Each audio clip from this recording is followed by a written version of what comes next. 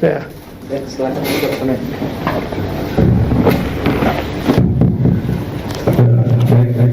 Assalamualaikum warahmatullahi wabarakatuh. Saya sudah selalu mengikuti kajian-kajian perkembangan yang selalu Ustaz sampaikan di YouTube ataupun di Facebook. Namun saya belum melihat ataupun mendengar tentang adakah kongres atau dunia Islam ataupun ulama-ulama Islam yang menyatakan bahwa Imam Abu Hasan Al-Asy'ari ini menyatakan dia adalah merupakan bagian dari ahli sunnah wal jamaah. Jadi kita tidak ragu lagi, karena dari beberapa perseliweran di Facebook semacam dia menghujat ini sesat akidahnya Abu Hasan Al-Asy'ari ini melenceng. Nah, jadi saya yakin dan percaya banyak orang yang tergoyahkan, karena kami di Pondok Pesantren ini kan diajarkan nama satu kitab itu namanya Kifayatul Ulama. Itu banyak merujuk kepada pemikiran kepada Al-Maturidi, Abu Hasan Al-Asy'ari. Yang kedua, dan mereka tidak berani dalam dunia internet itu. Saya sering menanyakan, kamu akidahnya Abu Hasan Al-Asy'ari, Abu Hasan Al-Asy'ari itu sesat ini. Saya langsung minta kepada mereka yang memberikan komentar, apakah saya kafir? Kalau sesat kan konotasinya ke sana kan, ya. Nah, karena saya langsung tidak pernah berani dia. Nah, jadi ini pula yang membuat mereka tidak konsisten, ya kan? Nah, jadi kalau dalam saya, pemahaman saya, kalau sesat berarti dia bukan bahagian daripada agama Islam, atau mungkin merupakan bahagian dari ahli sunnah wal jamaah. Oke, sekian. Ustadznya pakai urat keras langsung. Mau saya kafir. Iya. Ada beberapa trik sikap mereka mawakif bukan maukif. Jadi mereka terhadap Imam Asy'ari ini juga pelin-pelan. Pertama, sesatkan dulu Asy'ari. Kalau orang-orang Asy'ariyahnya ahli hadis kan nggak berhasil disesatkan, sanadnya ada. Maka teknik kedua, wah ini istilah Buya Al-Nof nih, lagu lama. Buatlah semacam kesan bahwa Asy'ari ini 3 periode. Kayak presiden aja mau 3 periode. Ya, itu presiden apa tuh yang di Afrika, kan dia mau 3 periode tuh. Ya, hati-hati, jangan sampai negeri kita mau 3 periode. Bisa-bisa nanti ada pemberontak muncul ntar. Hah? Revolusi. Itu negara apa tuh, saya lupa tuh, di Afrika tuh ya. Ya, susah nyebutnya. Asy'ari ini disebut 3 periode. 1 Mu'tazilah, 2 Kullabiyah. Kayak ngerti aja deh Kullabiyah apa kan? Emang antum tahu Kullabiyah apa? Terus yang ketiga Salaf. Lah kok salafnya belakangan? Berarti dia salaf ketika zaman khalaf dong. Itu pertanyaan. Kok dia salaf tapi zamannya khalaf? Kan dia wafat tahun 324 atau 333 tergantung imam yang menyebutkan tarikh wafatnya. Terus yang nggak berhasil di sini, mawakifnya dicari-cari. Emang Syafi'i itu Asy'ari gitu. Nah, itulah kebahlulannya. Imam Syafi'i udah wafat 204. Gimana dia mau ikut Syafi'i? Ya. Maksud dia mau menghantam, tapi dia nggak tahu bahwa itu bunuh diri sebenarnya. Coba ketemunya Buya Al-Nof kan beres. Tinggal ditanya tuh tarikh wafatnya tahun berapa. Jadi gimana kita kalau mendengarkan kalam seperti itu? Adakah dari Imam Asy'ari kongres atau apa? Muktamar? Kongres Muktamar seluruh dunia Islam yang menyatakan. Oh, sudah ada 2016. Tentang Abu Hasan Asy'ari. Iya, 2016 di Chechnya, ya, Shishan bahasa Arabnya. Antum cari ntar, itu hasil-hasilnya sudah ada di YouTube, tapi in Arabic. Kalau bisa bahasa Arab silakan dinikmati. Dan beberapa sudah diterjemah. Bahwa Ahlus Sunnah itu siapa? Judulnya Manhum Ahlus Sunnah. Judulnya udah gitu. Siapa Ahlus Sunnah? Kenapa? Karena bertahun-tahun Saudi Wahabi itu mengeluarkan Azhar dari Ahlus Sunnah. Ini bukan Ahlus Sunnah nih kata mereka nih, syekhnya Ahmad Thayyib, ya kan? Syekh Ali Jum'ah, siapa lagi tuh, Syekh Umar Hashim. Kalau di Suriah itu ayah dari guru saya Syekh Al-Buti, itu bukan ahlu sunnah. Maka tahun 2016 dibuatlah muktamar, mereka gak diundang.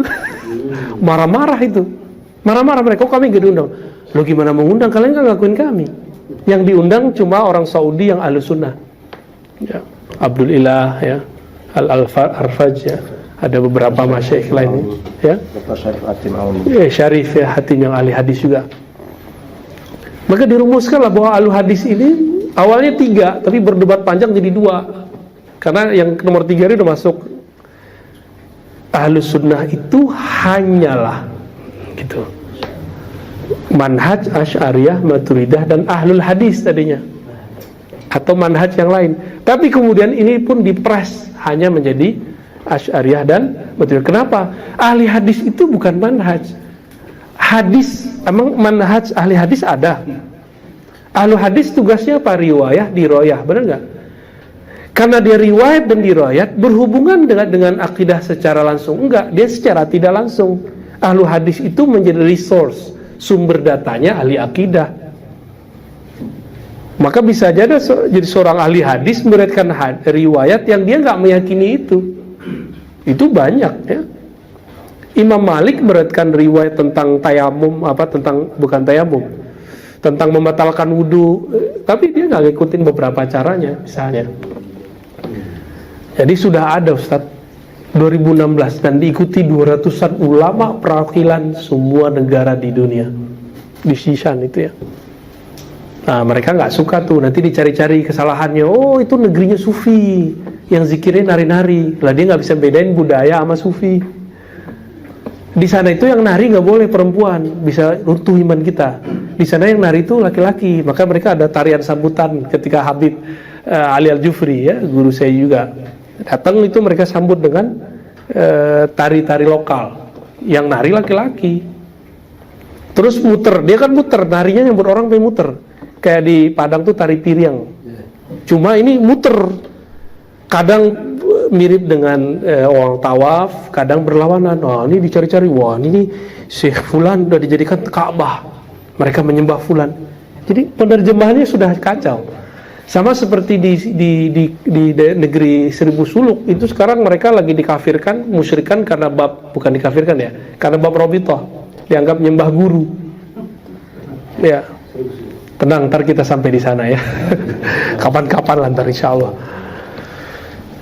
Jadi ada Ustaz, tenang aja. Nggak usah dari mereka, Imam Asy'ari juga udah ngomong di bukunya Al-Ibana, di bukunya risalah-risalah beliau ya. Ya, masih ada waktu. Fadhal. Di jamaah Facebook ya. Torikot baru itu Bu ya. Dari Ustaz Azwir Minggomo, tolong penjelasan 3 kitab Imam Al-Asy'ari, apa beda dan kesamaannya? Muqala, Al-Lumu, Al-Luma, dan Al-Ibanah. Terima kasih. Nanyanya levelnya udah level Buya berapa ini? Oh, pantesan Buya yang nanya.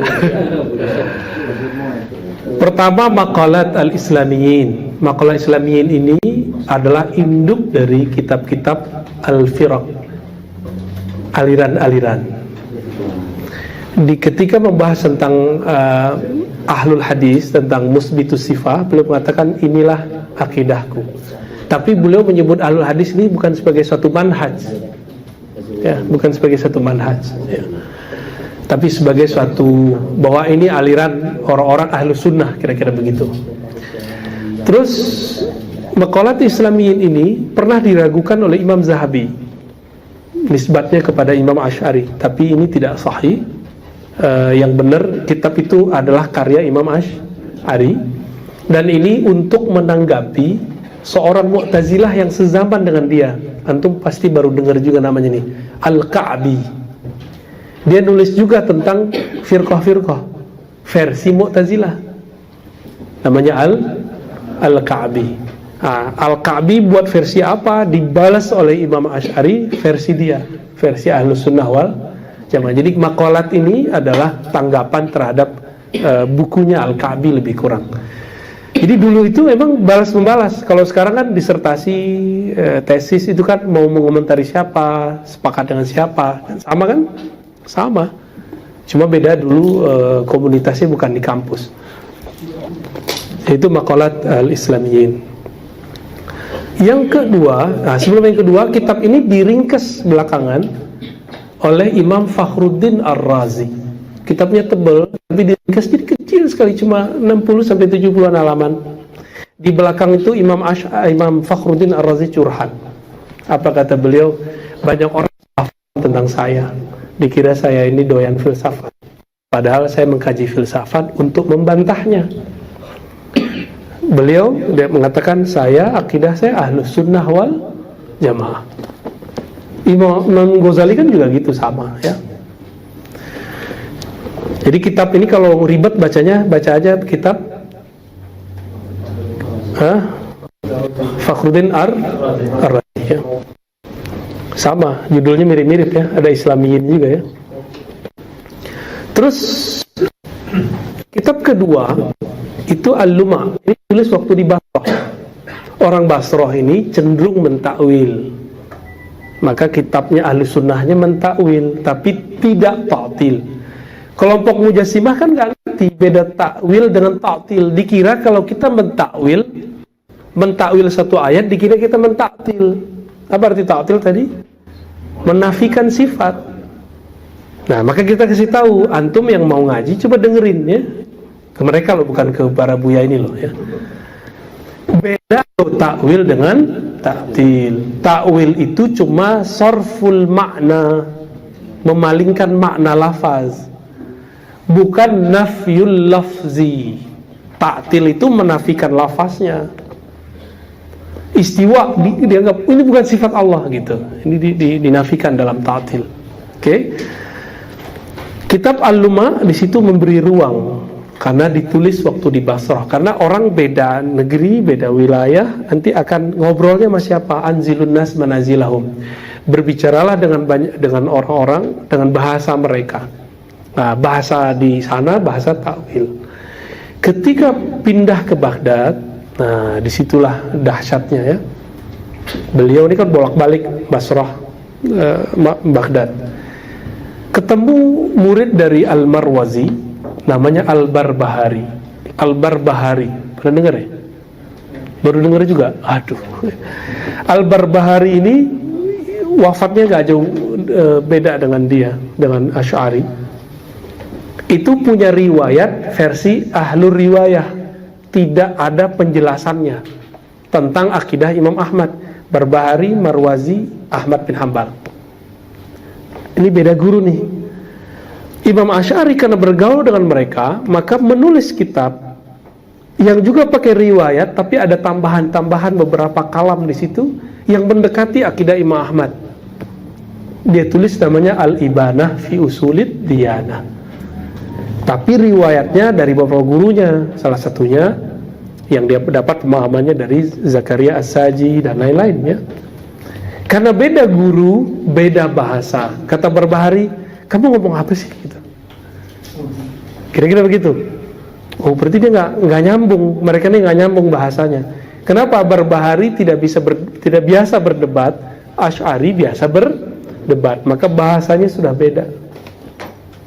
Itu kitab Al-Ibanah. Tapi hati-hati teman-teman, Al-Ibanah ini ada beberapa kejanggalan dalam beberapa manuskrip.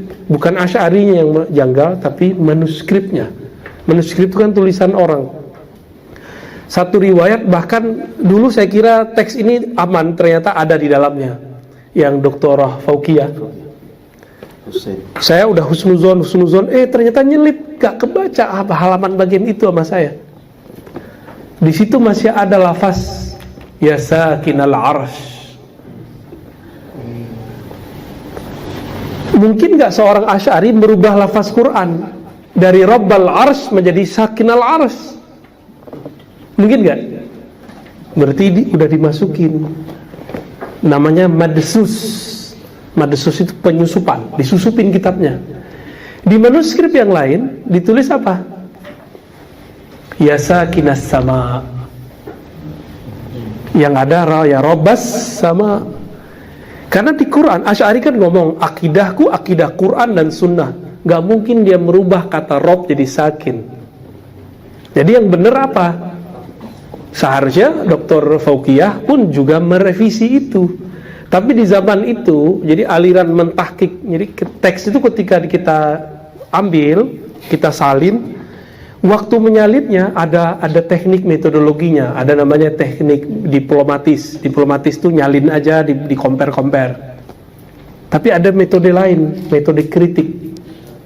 Ketika dicek mana yang pas, oh ternyata yang pas dengan dalil-dalil yang sahih, yang menjadi asas beliau itu bukan sakin, tapi Rabb.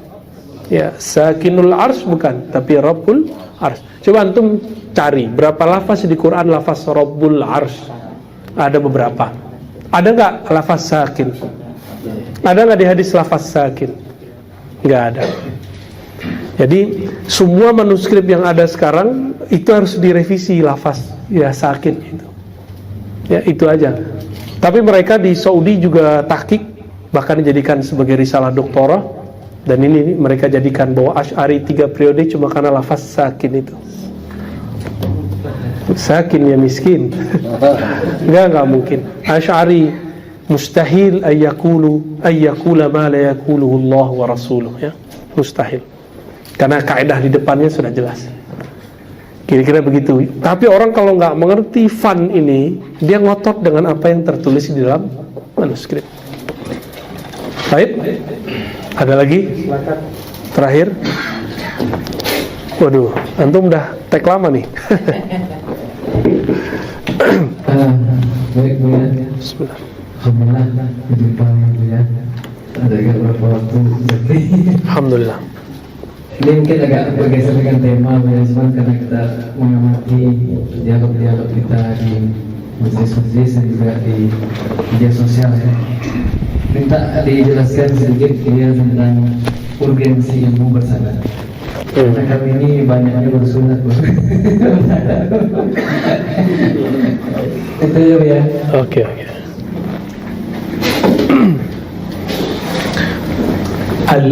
Al-isnad, ini kalam saya ya. Al-isnad dhamanun. Gitu, cukup gak? Sanad itu garansi jaminan. Cukup gak kira-kira tuh? Ya. Ustadz ngaku keturunan Raja Pagaruyung. Mana silsilahnya? Kalau ada kita percaya. Antum ngaku keturunan Raja Bengkalis, tinggal tunjukin silsilahnya. Ada, oh iya, ada lagi yang ngaku keturunan Raja Malaka. Ayo sini sanadnya, tinggal dicek. Ada sanad belum tentu diterima, dicek dulu sahih atau tidak sahih, nyambung atau tidak nyambung, munqati atau muttasil, sikoh atau tidak sikoh. Jadi apa guna sanad? Dhamanun.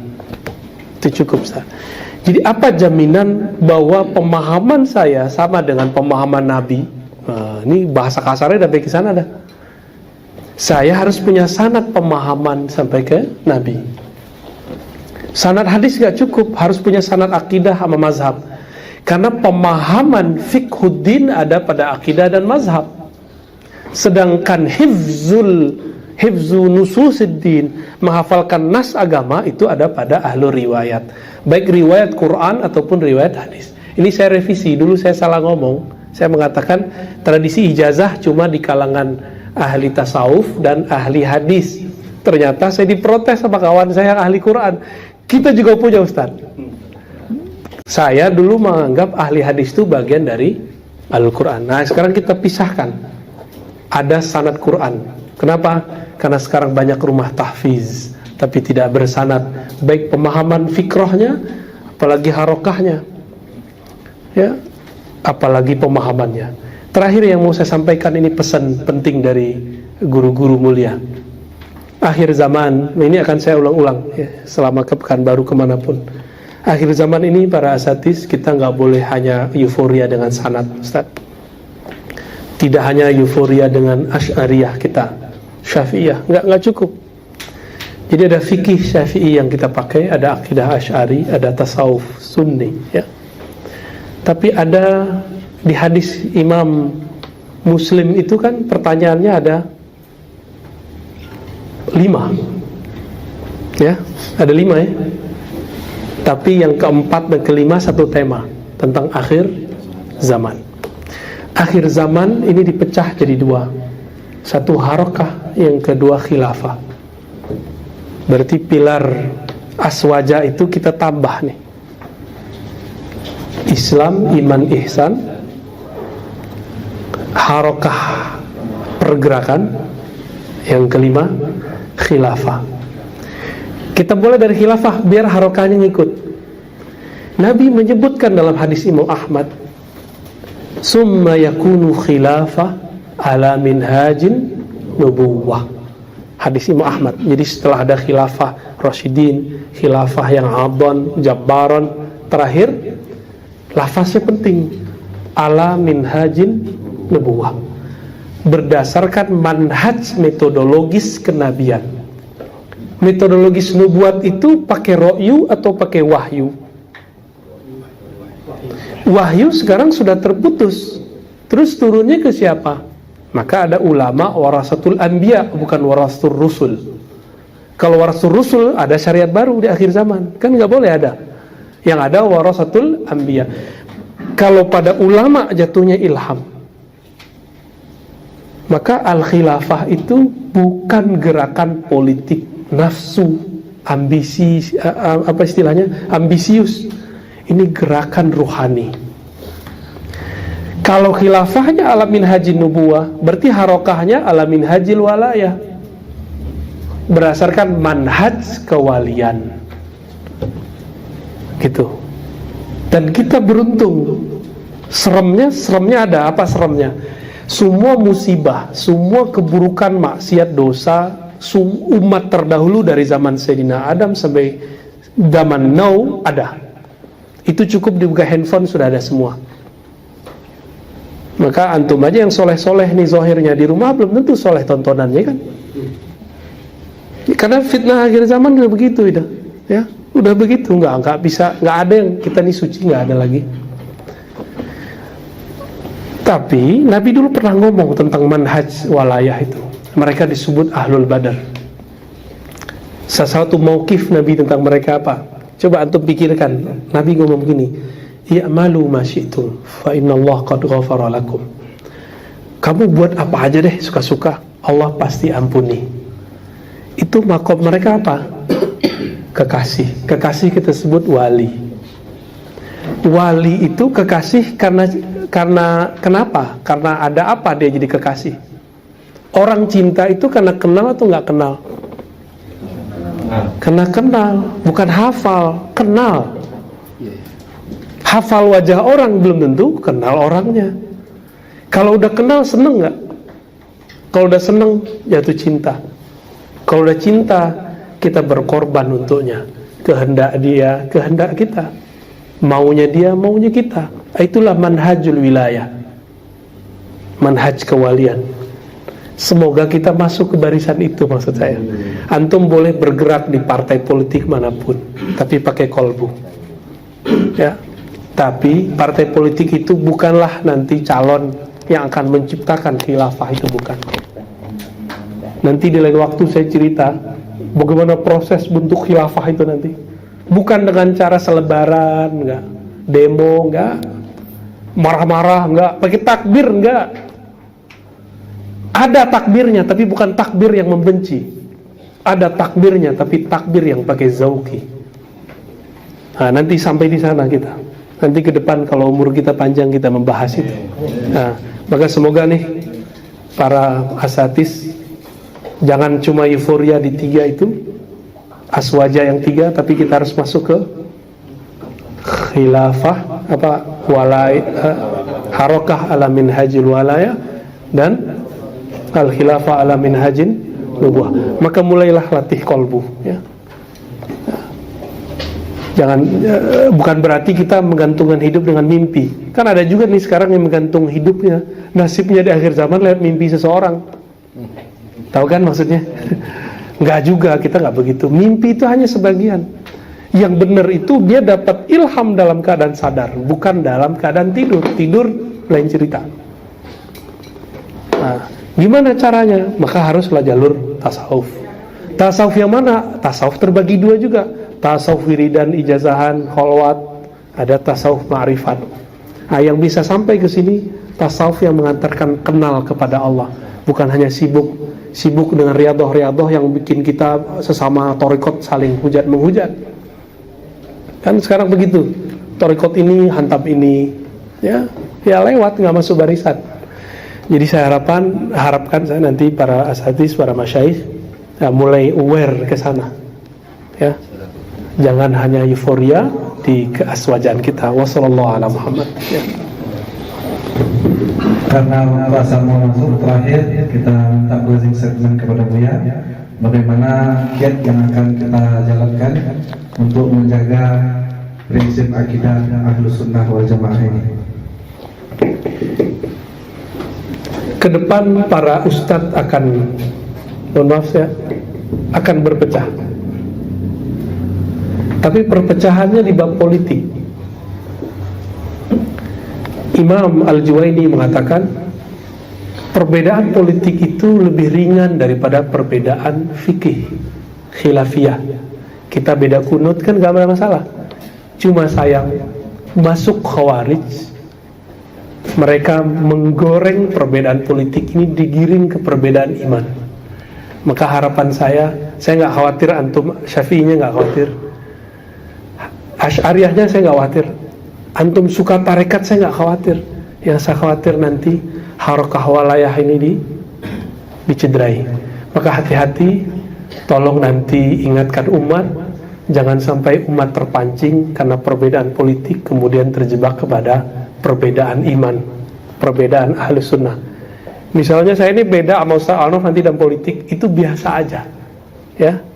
Saya nanti beda sama Ustaz Fulan, itu jangan dibawa ke hati, biasa aja. Ya, yang penting kami masih aswaja. Ya, tolong edukasi umat karena antum yang mengajari umat, para muallim, jangan takut dibenci karena itu bagian dari keriaan. Orang yang takut dibenci itu ria. Ya, so khulasatul kalam, khuzu ma syi'tum. Wassallallahu ala Muhammad. Baik, terima kasih banyak kita ucapkan kepada Syekhuna Buya